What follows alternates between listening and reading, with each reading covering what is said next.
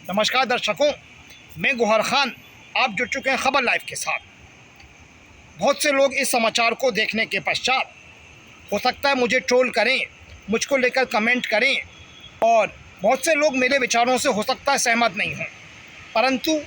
जो मैं तर्क रख रहा हूं इस समाचार के साथ, वही तर्क वास्तव में ग्राउंड पे सार्थक दिख रहे हैं। मेरे द्वारा एक लंबे दशक से ग्राउंड रिपोर्टिंग की जाती रही है और मैंने हमेशा केवल शुद्ध पत्रकारिता को महत्व दिया है। इस समय मध्य प्रदेश की राजधानी भोपाल में इस साल के अंत में होने वाले विधानसभा चुनाव को लेकर कांग्रेस एक सीट को लेकर पशोपेश में है, ऐसा काफ़ी कहा जा रहा है।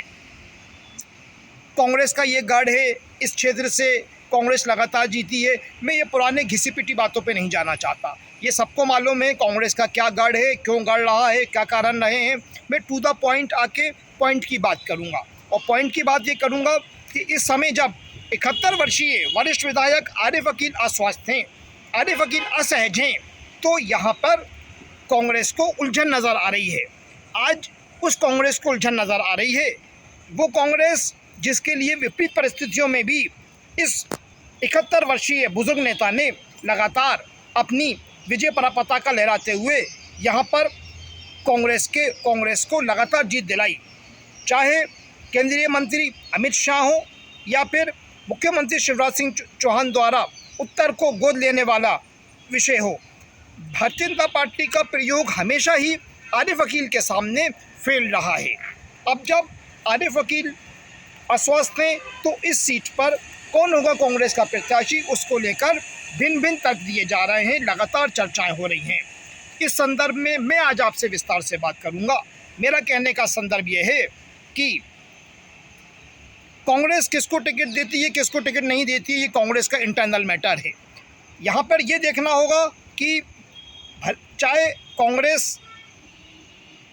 हमको ये चीज़ समझना होगी कि कांग्रेस किसी को भी टिकट देती है, ये कांग्रेस का अंदरूनी मसला है, लेकिन आरिफ अकील फैक्टर हमेशा यहाँ पे उत्तर विधानसभा क्षेत्र में काबिज रहेगा। और इस चुनाव में भी जब आरिफ अकील स्वयं चुनावी भाग्य नहीं आजमा रहे होंगे, परंतु कांग्रेस आरिफ अकील फैक्टर से मुंह नहीं मोड़ सकती। मेरा कहने का संदर्भ ये है कि चाहे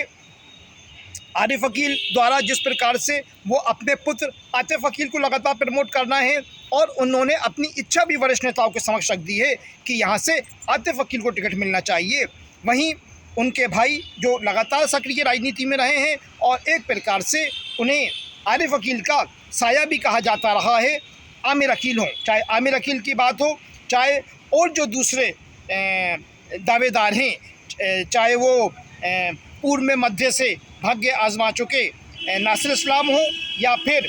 लोकसभा चुनाव हार चुके साजिद अली एडवोकेट हों, इसमें से चाहे जितने भी दावेदार हैं,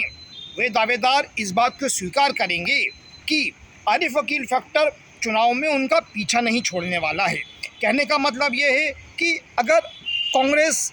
आरिफ अकील की इच्छा अनुसार उनकी बात का सम्मान रखते हुए उनके पुत्र को टिकट देती है आतिफ अकील को, तो भी आरिफ अकील की व्यक्तिगत छवि इस चुनाव में उनके पुत्र और कांग्रेस के लिए संजीवनी का काम कर सकती है। वहीं अगर इस समय बगावती तेवर अपनाए हुए उनके भाई आमिर अकील पर कांग्रेस विश्वास जताती है, तो आमिर अकील भी निश्चित रूप से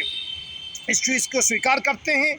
करते होंगे कि आज वह राजनीति के जिस स्तर पर हैं उसमें आरिफ अकील की भूमिका किसी से छुपी नहीं है। यहाँ भी आरिफ अकील फैक्टर नज़र आता है। एक और अन्य प्रत्याशी चाहे नासिर इस्लाम हो, नासिर इस्लाम ने जब राजनीति का क ख ग सीखा तो उनके जो पॉलिटिकल एक प्रकार से प्रयोगशाला पॉलिटिकल पाठशाला थी, उस पॉलिटिकल पाठशाला के हेडमास्टर की भूमिका में आरिफ अकील ही रहे हैं, तो यहाँ भी आरिफ अकील फैक्टर हावी रहता है। वहीं साजिद अली एडवोकेट जो कभी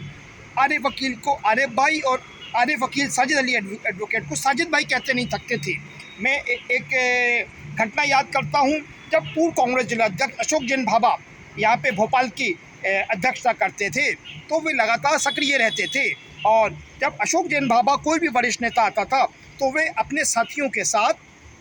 किसी भी वरिष्ठ नेता को, हर वरिष्ठ नेता को विमानतल पर लेने पहुंचते थे, उनको स्वागत सत्कार करते थे। ये स्वर्गीय अशोक जैन भाभा की खासियत थी। वही अशोक जैन भाभा के साथ विभिन्न मसलों समय मैंने साजिद अली एडवोकेट को भी देखा है, साथ में आरिफ अकील जी को भी मैंने साथ में देखा है। तो कुल मिलाकर कहने का मतलब ये है कि जो आरिफ अकील फैक्टर है वो निश्चित रूप से यहाँ पे काम करेगा। और अगर कांग्रेस, जैसा कि मैं बता रहा हूँ, मैं अपनी संभावनाओं को बता रहा हूँ, जैसा कि मैंने इतने वर्ष तक राजनीतिक रिपोर्टिंग करी है, मैं अपने अनुभव को सामने रख रहा हूँ कि जहाँ तक मैं समझता हूँ तो कांग्रेस आरिफ अकील की जो राय है, उनका जो विचार है, कांग्रेस उसको नज़रअंदाज नहीं कर सकती, क्योंकि इस नेता ने विपरीत परिस्थितियों में भी कांग्रेस की नाक बचाई है। तो ऐसे में वो आतिफ अकील को टिकट देगी कांग्रेस। वहीं हम कहें जैसे कि कहा जा रहा है, प्रचारित किया जा रहा है, हो सकता है ये हो भी सकता है कि उनके जो छोटे भाई हैं पूर्व पार्षद आमिर अकील, वे भी यहाँ से टिकट मांग रहे हैं। और जो आरिफ अकील जहाँ से पहले उन्होंने राजनीति करी अपनी, वहाँ पे जो समर्थक थे वो समर्थक अब आमिर अकील के साथ भी नज़र आ रहे हैं, आरिफ अकील के साथ भी नज़र आ रहे हैं, उनके पुत्र के साथ भी नज़र आ रहे हैं। और आमिर अकील भी, चूँकि आरिफ अकील, उन्होंने भी अपने राजनीतिक आदर्श आरिफ अकील को माना है, और वो भी अगर आरिफ अकील से अलग हटके उनसे बगावत करके चुनाव लड़ते हैं, आरिफ अकील की इच्छा के विपरीत चुनाव लड़ते हैं, तो फिर भी जितना मैं समझता हूँ आमिर अकील आरिफ अकील की भूमिका को, आरिफ अकील के उनके राजनीतिक कद को बढ़ाने में योगदान को मेरे ख्याल से आरिफ अकील के उनके राजनीतिक कद को बढ़ाने में योगदान को मेरे ख्याल से नज़रअंदाज नहीं करेंगे, क्योंकि आमिर अकील भी एक समझदार नेता हैं। और निश्चित रूप से चाहे कांग्रेस आरिफ अकील के राय पर मोहर लगाती है या फिर उनके भाई जैसा कि चल रहा है वो भी टिकट की इच्छा रखते हैं, और कांग्रेस किसी को भी टिकट दे सकती है, ये कांग्रेस का इंटरनल मैटर है, हमें इससे कोई सरोकार नहीं है कि कांग्रेस किसको टिकट देती है। लेकिन वास्तव में स्वीकार्य ये है कि कांग्रेस किसी को भी टिकट देती है, आरिफ अकील फैक्टर हर प्रत्याशी के साथ हावी रहेगा, चाहे पॉजिटिव वे में हावी रहे, चाहे नेगेटिव वे में हावी रहे, चाहे आतिफ अकील हों, चाहे आमिर अकील हों, चाहे अन्य दो दावेदार हों, नासिर इस्लाम हों, साजिद अली एडवोकेट हों। कहीं ना कहीं जो आरिफ अकील ने विगत 30 वर्षों से उत्तर विधानसभा क्षेत्र को लेकर उन्होंने जिस प्रकार से अपना एक राजनीतिक लोहा मनवाया है, और इसको उन्होंने कांग्रेस का गढ़ बना दिया। भारतीय जनता पार्टी द्वारा विभिन्न स्तरों पर यहाँ प्रयोग किए गए, चाहे केंद्रीय मंत्री अमित शाह की मंशा अनुसार यहाँ प्रत्याशी उतारा गया, चाहे यहाँ के मुख्यमंत्री शिवराज सिंह चौहान द्वारा इसको गोद लेकर यहाँ से मतदाताओं के समक्ष कहा गया कि आप उत्तर विधानसभा क्षेत्र में कमल खिलाइए, मैं ये आपसे वादा करता हूँ इस क्षेत्र का विकास होगा। परंतु सारी की सारी बातें ग्राउंड पे धरी की धरी रह गई, और आरिफ अकील लगातार यहाँ से जीतते रहे। आरिफ अकील का चुनावी मैनेजमेंट सब मानते हैं। आरिफ अकील ने जिस प्रकार से केवल कांग्रेस ही नहीं, उन्होंने अपनी व्यक्तिगत छवि के बूते यहाँ पे कांग्रेस का गढ़ बनाया उत्तर विधानसभा क्षेत्र को। यहाँ पर भारतीय जनता पार्टी की पैनी निगाह इस समय कांग्रेस के घोषित होने वाले प्रत्याशी पर टिकी हुई है, क्योंकि वो मानती है कांग्रेस किसको यहाँ से चुनावी मैदान में भाग्य आजमाने उतार रही है, और उसी की कितना प्रभावी वो चेहरा है, कितना वो जनता में वो अपना समर्थन रखता है, कितना प्रभाव रखता है, उसी पर भारतीय जनता पार्टी की संभावनाएं केंद्रित हैं। परंतु कुल मिला के कहने का तात्पर्य ये है कि चाहे